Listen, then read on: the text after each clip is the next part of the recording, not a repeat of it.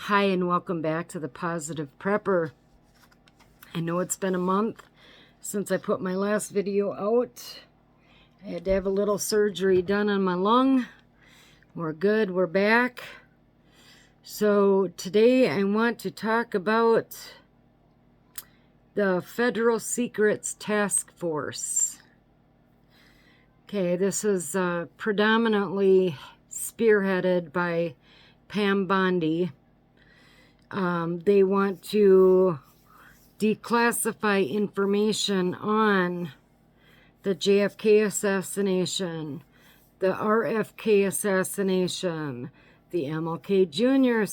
assassination, UAPs, which is unidentified aerial phenomenon, USOs, unidentified submerged objects, Epstein client list, origins of COVID-19, and the 9/11 files. Now, I'm not going to dive deep into each of these events and tell you what I think about each of these events. Okay, that's not what this video is about. What this video is about is what does it matter? So, what do I mean by that? Well, so initially, Pam Bondi came out and said that she was going to, oh my gosh, I'm going to release all this information. The Epstein client list, that's number one. So they hand out this piddly little form thing that had names on it that nobody was surprised about, right? Came, it went in the news cycle. I don't even think it lasted a day. She said originally, you know, she got some of the initial JFK assassination reports. She already believes that there were two shooters for JFK. Well, okay, that's nothing new. Most of us, you know, didn't ever believe what we were told. Why does any of this matter? Because there are, and this is just in my opinion. In my opinion, there are 3 steps to making all of the releases of all of this information important. It's finding the documentation, right? Finding all of the reports, the FBI reports, the tape transcripts, you know, the autopsy reports. It's finding all of the information. And then and that's step 1, finding it all. The step 2 is releasing it, right? So releasing everything that they have found. And then number 3, in my opinion, is follow through. So let's take the Epstein client list, for example. So they have names of people that went to Epstein Island, right? Which, by the way, Disney now owns. I don't know if you knew that. So, and everybody was like, okay, big deal. Like, this is nothing new. This is nothing that we didn't already know. Well, oh, no. We have a truckload of information. Now, this is Anna Paulina Luna. She is basically the representative of the Federal Secrets Task Force. But then you also have Pam Bondi, right? Oh no, we have a truckload of information that we're going to release on this Epstein Island and all of this stuff. And none of that has come about. None of it. Where is it? She already had a stack of the JFK stuff on her desk.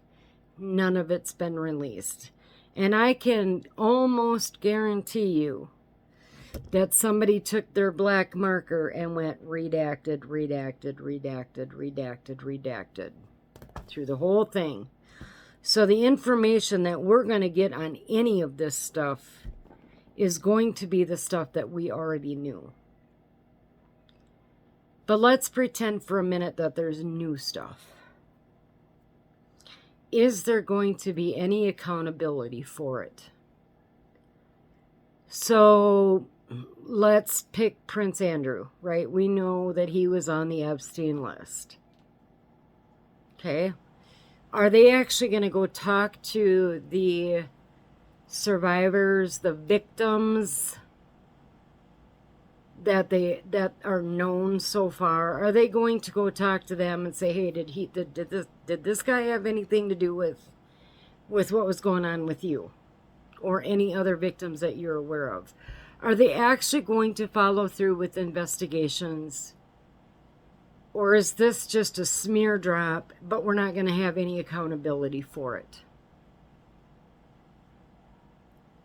The 9/11 files, the 9/11 Commission released their book, right, on their findings.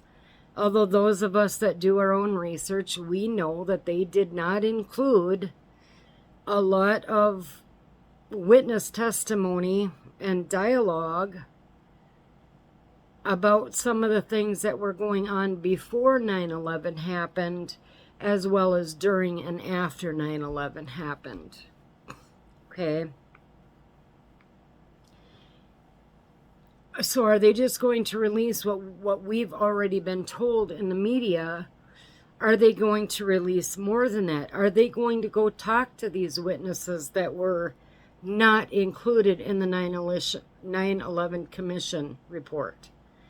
Are they going to go talk to these eyewitnesses of what was going on before this? Are they going to go talk to the FBI agents who went and had a lunch with one of the pilots involved in 9/11? One of the bad guys, not the good guys, by the way. Are they going to go talk to that FBI agent? When they talk about JFK, are they going to go talk to the CIA agents? Are they going to talk to the Bush family that was there at the time, also part of CIA? Are they going to go talk to the mafia? Some of those families and family members are still alive. My point is, you find the information, you release the information, and then you follow through with the information. Putting this out there without a foundation underneath it, without we are going to get these people, we are going to hold these people accountable for not only lying to the American people, but for covering up the lies and the hypocrisy. If this were you and I, and part of my next video gets into this as well, which I'm going to put out tomorrow, about Doge. This is all, if this were you and I on a list where bad things were happening to children, you don't think that you or I would end up in prison within 24 hours of that information coming out? This is just more of the elite covering for the elite. I don't want to see the Epstein list unless those people on that list are going to be interrogated, investigated, until more of the victims are able to come out and say, yes, this person did this while I was there. I saw this happen. And then start having consequences. And I don't care who they are. Actors, actresses, singers, whatever they are. Government people, royalty. I don't care who they are. Don't put out this list if you are not willing to have consequences and a follow-through and a a solid foundation of accountability for anything that's happened. The unidentified aerial phenomenon. If you go around the world, I don't remember what the specific statistic is, but you can put UFOs right up there with ghosts, right? I think it's like 94% of global people believe that spirits exist, believe that there are aliens or other life forms, blah, blah, blah. I could be off on that. I know that it's pretty high. So don't come back to the smart and intelligent American people and say, oh, yep, there are things up in the sky we can't identify. Duh. We know that already. We've been telling you that. Tell us something we don't know. Like, why are they hiding it? Why was the government hiding this? What's really going on at Area 51? Don't blow smoke. Tell us the truth. Because you can bet that the toilet seats aren't paying for that. Our American tax dollars are paying for that. So tell us the truth. What's really going on? I'm pretty sure we can handle it. And we're going to look at each other and just be like, yeah, we knew that. And then find out why. Why did they feel the need to hide this from the American people who already knew? Where is the accountability for that? This is what upsets me the most about this part of this administration. And I'll get into more of that later. This is the part that I do like, is that they are trying to, get this evidence, get these documents out to the American people where they should be. There should never be a cover-up of this. However, again, find it, but don't release it unless there is some type of foundation of follow-through. Because it doesn't do anybody good. It just comes in, we go, yep, we knew that, and it goes right back out, and there's no accountability for these elites. The origins of COVID-19. People got kicked off social media. YouTube, Facebook, Twitter, because they had a different point of view, because they believed that the origins of COVID-19 came from a lab in China that the U.S. was helping to fund. And they got kicked off. Well, now that truth has come to light, but where's the apology to those people who told the truth from the very beginning?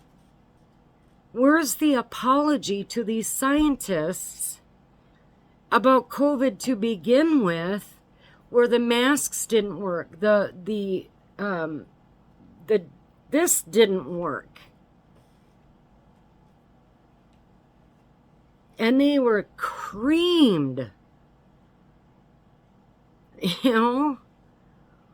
they were so beaten down by the elite people that were hiding the truth. Where's the apology to them? Where's the apology to the American people that had you been honest with us from the beginning, this many people would not have died? And I swear to God that these elderly would not have died alone in those nursing homes and in those hospitals if those people had been honest with us from the beginning. They owe the American people not just an apology, but they somehow, you can't bring those loved ones back. You can't do that. I understand that. But there has to be some kind of accountability. Because now everybody knows the truth. Masks didn't work. Staying 6 feet apart didn't work. None of that mattered. And yet people died alone in their nursing homes and their long-term care facilities and in those hospitals because the experts said. And if you went against the experts like a lot of people did, you were torn down. Where's the apology to the American people who lost their loved ones that didn't have to die alone? Where's the accountability for that one? So this is what upsets me. Now, what does this have to do with prepping? Well, I'm going to tell you what this has to do with prepping.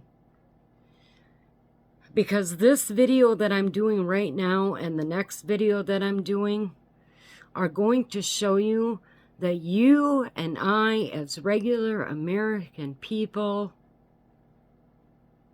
will always end up being, how do I want to put that? If we did the same thing that the elites were doing, we would end up either disappeared or in prison in the blink of an eye. But because we are not the elites, we're not part of that upper echelon, there is nobody out there protecting you but you and other people like you. So when it comes to prepping and when things really start getting bad and, oh, the government's going to come in and save you, if this isn't a wake-up call to you that they will never be there for you, I don't know what is. You need to prepare as if you were the only person alive that could save yourself. You need to work with other regular American people who are in that same bracket socially, social credit scoring, right? In that same bracket as you, and you need to start figuring out how to do your bartering together. Okay, my husband and I last night, we were talking about, doing some kind of a trading thing where we start working with other groups so that when things go down, we're able to trade goods and services, and that is already set up ahead of time. The government's not going to come in and save you, folks. You need to save yourself. So when you are prepping, you need to make sure that you are prepping for that long term. Long term. Because there might come a day, there probably will come a day sooner rather than later, where you are only going to be able to rely on yourself because they are not going to tell you the truth, number one, about what's going on. And number two, when they say we're coming to save you, that only means if you conform. And if you learn anything from these 8 examples of how well they can hide things from the American people, then you should know that that is not going to happen. They are not going to save you. So prepare for that. I'm going to talk more about this in my next video, which will come out tomorrow, talking about Doge and Elon Musk. And I don't think everything's where it should be or how it should be. And that will tie into this video, finding the information, releasing the information, but where's the follow through? Where's the foundation underneath that? So in the meantime, remember that they're not going to come and save you.